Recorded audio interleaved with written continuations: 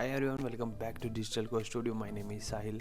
आपने सुना ही होगा आजकल हर जगह एआई का यूज़ हो रहा है। डिजिटल वर्ल्ड में, डिजिटल मतलब आईटी सेक्टर में मेनली बहुत ज़्यादा एआई का यूज़ हो रहा है। हर जगह मतलब एआई को इन्वॉल्व किया जा रहा है। आजकल तो गाड़ियों में भी इतना एआई का यूज़ हो रहा है, जैसे टेस्ला जैसी गाड़ियों का यूज़ कर रहे हैं जो अपने आप ही ड्राइव करती हैं, अपने आप ही चलती हैं। ठीक है, सो एआई कितना यूज़फुल है ये आपको पता ही लग गया होगा आज के टाइम पे। ठीक है, और बहुत तरह से आजकल लोग ऐसे भी कहते हैं कि एआई ह्यूमंस को रिप्लेस भी कर देगा आने वाले टाइम में। ये बात झूठ नहीं है लेकिन सच भी नहीं है। ठीक है, सो चलिए स्टार्ट करते हैं। और जैसे हर एक तरह की मतलब हर एक तरह की चीज़ के टाइप्स होते हैं।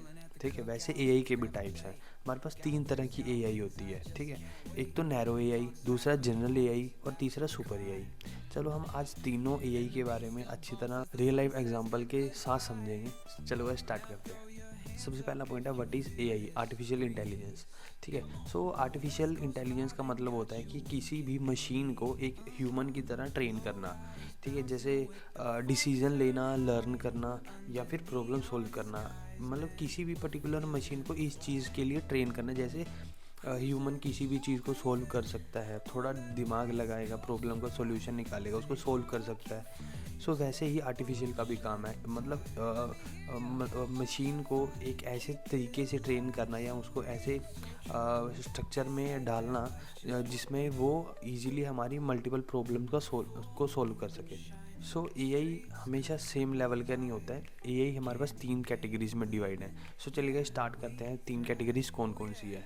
हमारा एआई का सबसे पहला टाइप है नैरो एआई, जिसे एक वीक एआई बोला जाता है। नैरो एआई को इस हिसाब से डिज़ाइन किया गया है कि ये जस्ट एक पर्टिकुलर टास्क के लिए ही ट्रेन किया गया है।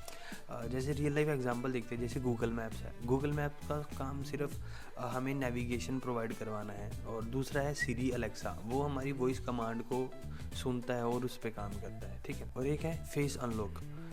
ठीक है, हमारे फ़ोन्स में फेस अनलॉक का सिस्टम होता है ना, कैमरे में देख के फेस अनलॉक हो जाता है, तो वो भी एक तरह से एआई होता है। इसका एग्जांपल देखते हैं कि कैलकुलेटर को ट्रेन किया जाता है जस्ट एक कैलकुलेशन करने के लिए। ठीक है, वो चाय नहीं बना सकता। सो यही नैरो एआई का काम है कि जिस पर्टिकुलर टास्क के लिए नैरो एआई को ट्रेन किया जाता है वो उसी पर्टिकुलर टास्क को करेगा, वो उसके अलावा कोई और काम नहीं कर सकता।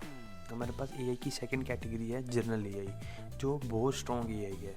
ठीक है, जैसे जनरल एआई वो एआई है जो एक एक्चुअल ह्यूमन की तरह सोच सकता है। जैसे वो नई चीज़ों को समझ सकता है, याद कर सकता है, अंडरस्टैंड कर सकता है इमोशंस को, और मल्टीपल टास्क को हैंडल कर सकता है। जैसे एक ह्यूमन मतलब जैसे एक रियल लाइफ ह्यूमन कर सकता है, वैसे ही जनरल एआई का भी काम हो सकता है। एग्जांपल देखते हैं, लेकिन ये एग्जांपल रियल लाइफ अभी एग्जिस्ट नहीं करते। जैसे डॉक्टर भी बन सकता है एआई, टीचर भी बन सकता है, इंजीनियर भी बन सकता है और आर्टिस्ट भी बन सकता है। ह्यूमन जैसे ह्यूमन बिहेव कर सकता है वैसे ही एआई भी बिहेव कर सकता है, सेम टू सेम। ठीक है, अभी तक रियल जनरल एआई अभी तक मार्केट में आया नहीं है, लेकिन उस पर रिसर्च ज़रूर चल रही है। लेकिन ये कुछ ही टाइम में ज़रूर जल्दी ही आ जाएगा।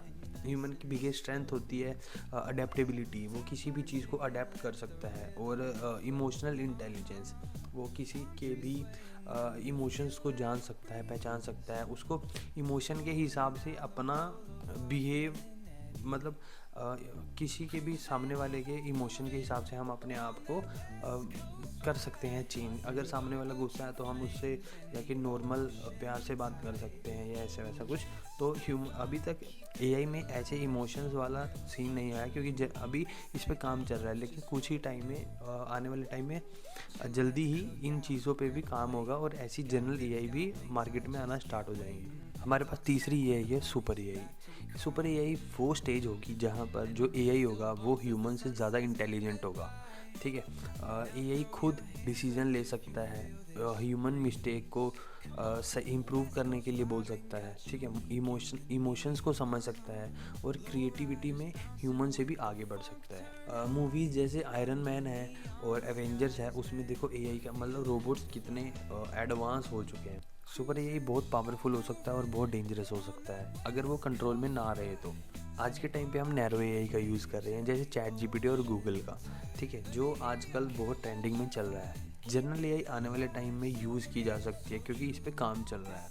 और जो सुपर एआई है, सुपर एआई पे अभी जस्ट एक कंसेप्ट है, अभी इस पे काम नहीं चल रहा, ठीक है। लेकिन अगर जिस हिसाब से हमारा फ्यूचर ग्रो हो रहा है, ठीक है, जैसे स्पीड बढ़ रही है फ्यूचर की, वैसे वैसे हम आने वाले टाइम में जैसे ही अगर हमारा जनरल एआई का कंसेप्ट क्लियर हो जाता है तो उसके बाद सुपर एआई का काम स्टार्ट हो जाएगा। और होप ज़्यादा नहीं, कुछ 30 से 40 साल के अंदर अंदर शायद सुपर एआई भी मार्केट में आ सकती है।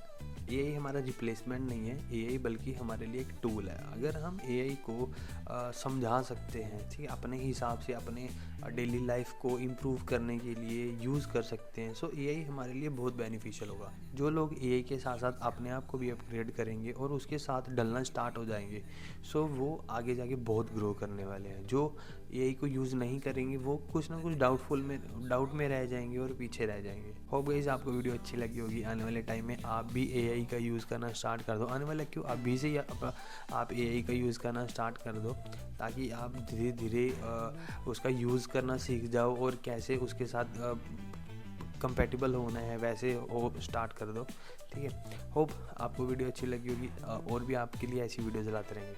बाय बाय, और चैनल को लाइक शेयर सब्सक्राइब ज़रूर कर देना।